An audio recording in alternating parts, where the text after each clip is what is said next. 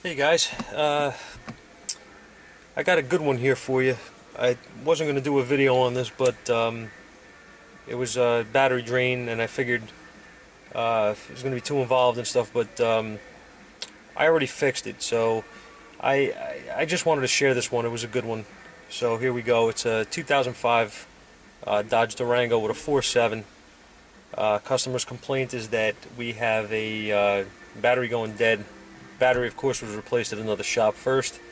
Battery still goes dead, so they recommended they come and see an electrical guy. So here we are, and what we got here is a customer that's explaining to me that he had a radio installed in this truck, which I'm going to show you right here. Okay, that was installed. After the radio was installed, he noticed that the battery started going dead, and he noticed that the air conditioner, he says, would keep running after the vehicle was shut off. What he actually meant the blower motor. And I want to show you what we got.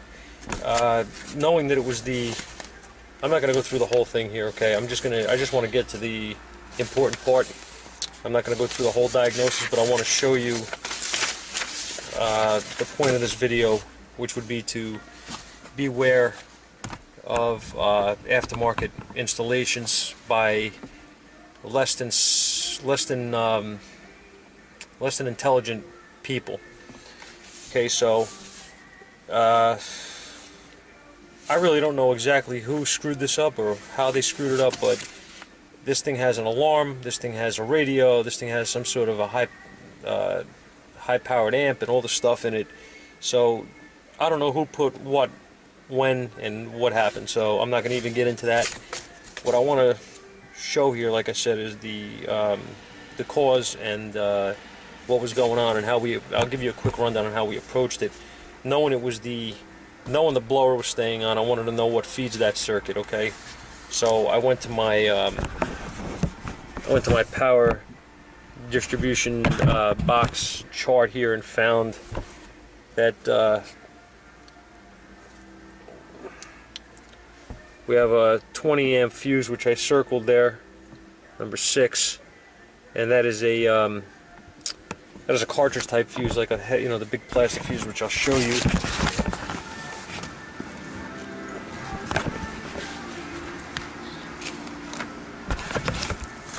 It's actually this fuse here.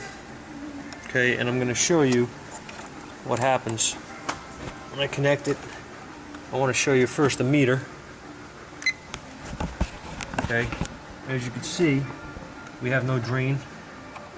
Now, a lot of times when you take a fuse out and you put it back in, you're going to power modules up and you're going to get it's going to show a drain.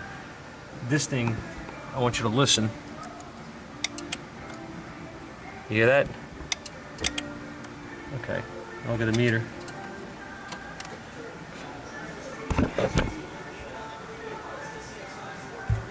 Okay, so as you can see, we have a good draw here, and this is actually not gonna, well, actually, you know what, I think I fixed the short. This is actually going down. I have to break it again. Hold on, I'll be right back. Let's read my secrets.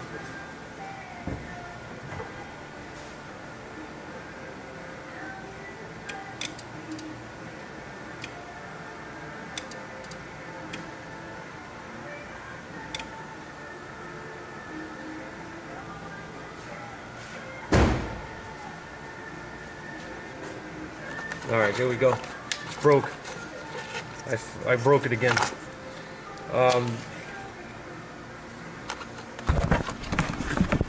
Alright, so knowing that this fuse here is the circuit that we're having a problem with, I'm going to show you if I can find it. There it is. Right. Okay. See if you guys can see this. I'm going to try to focus in on this the best I can.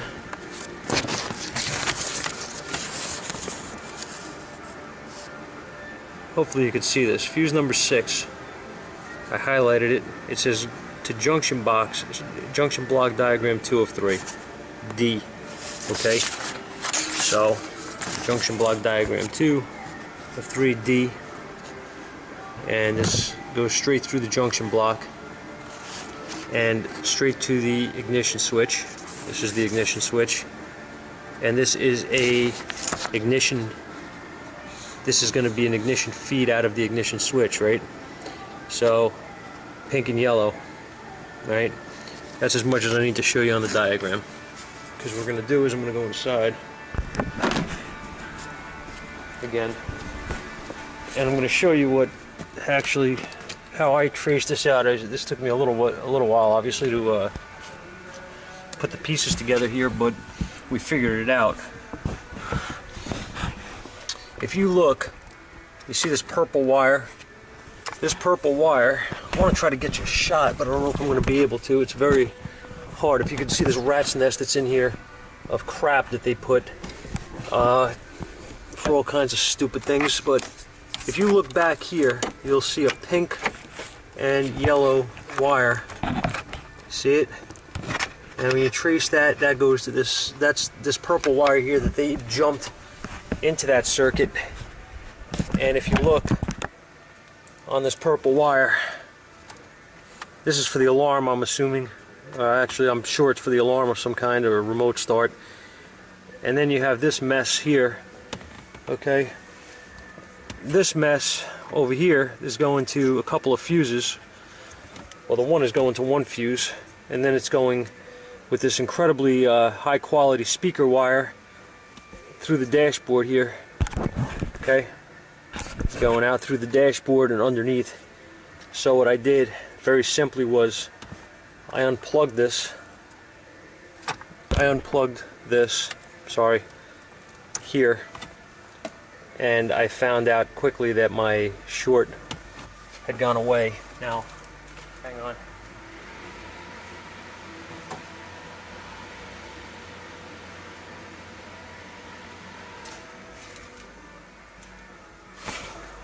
When I did that, I had taken my test light, and I put my test light in here, and I noticed, okay, it's doing it again. Hang on, I gotta break it again.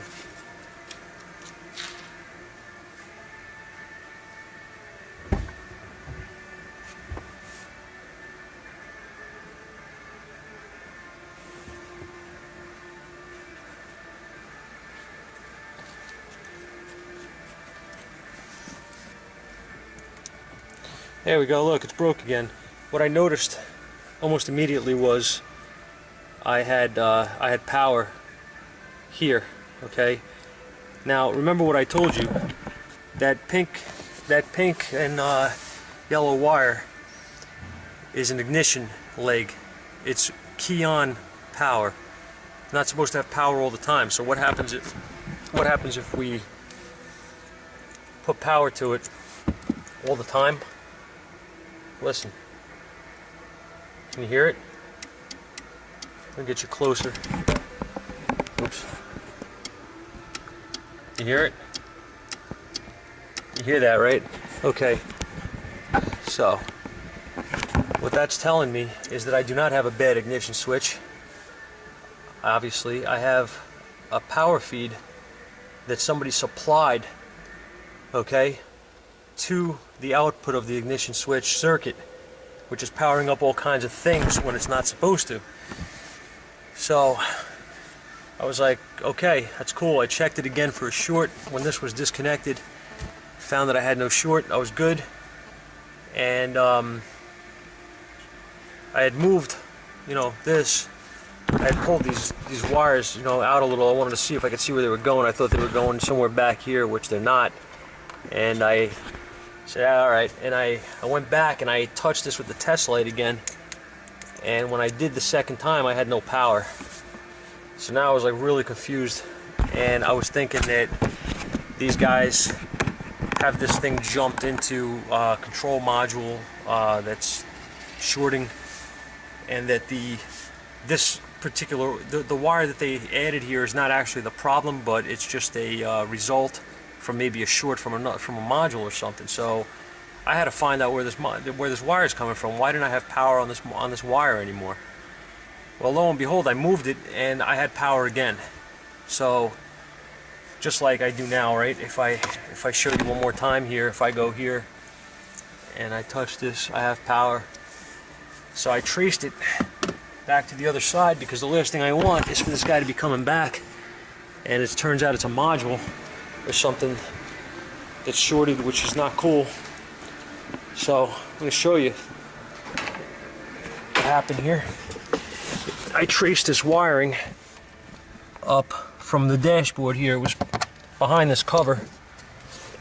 I put my light here so you guys can see a little better. Okay, that's not better, that's better. It was behind here, so I pulled it out, and here we go. This is what I got. Here's my short. This is it. They have fused power from something going to something else, which makes absolutely no sense whatsoever. And this is the kind of installation crap that you have to deal with these people. And this can easily drive you to drink because, well, for a lot of reasons, right? Because you don't know where the hell to look for the problem. So what I'm going to do now that I got you guys on cameras, I'm going to pull this crap out. It sucked. Okay, obviously one side of this is powered all the time, okay? And when this is connected here, that's connected. Can you see this? Yeah, you see this, right? When that's connected, and I do this, you see, I'm sending power to that output on the ignition switch. So all I have here basically is a freaking bunch of wire that these idiots put in for no reason and caused this guy aggravation, money, and time for stupidity. So, like I said, the point of this video wasn't really to show you the whole routine here of diagnosing it. I mean, it took me about an hour, but regardless, you know, I know it's fixed. I know it's fixed. Okay, so this sucks, and it's really stupid because what they did is just senseless. I mean, there's no point here to this. And if you look at the other side of the fuse, actually, here's your power, because they went right to the main battery feed of the ignition switch, and that's where your short is at, or was at. So this crap I'm just taking out and give it to the customer as a souvenir for his money spent and time wasted. And I'm going to put this thing back together, and he's all set. But if you guys are going somewhere to have a radio installed, or a sorry about the light, or an alarm put in, go to a place that has good reviews, has knowledgeable guys working. You know, everybody thinks they can put an alarm in a car or a freaking radio in a car, and 90% of the time when I see a radio that's aftermarket and the car's got a battery drain, first thing I go to is the radio, and I check the circuits, because they usually have a power that's battery and an ignition feed to the radio, and they usually put battery to both of them. This truck actually doesn't work that way. This truck actually has a battery feed for two of them. So this is controlled differently. But the point that I'm trying to make is that if you go to a place that has a clue, you're probably going to get work that is reliable. If you go to a place that has no clue, you're going to get idiots that install speaker wire to fuses that go nowhere and cause dramatic problems for a customer. So just a heads up, buyer beware as usual. I just wanted to share this with you guys, and you know, let me know what you think. But Yeah, he could hang this on his wall or something. Pretty cool. See you guys later.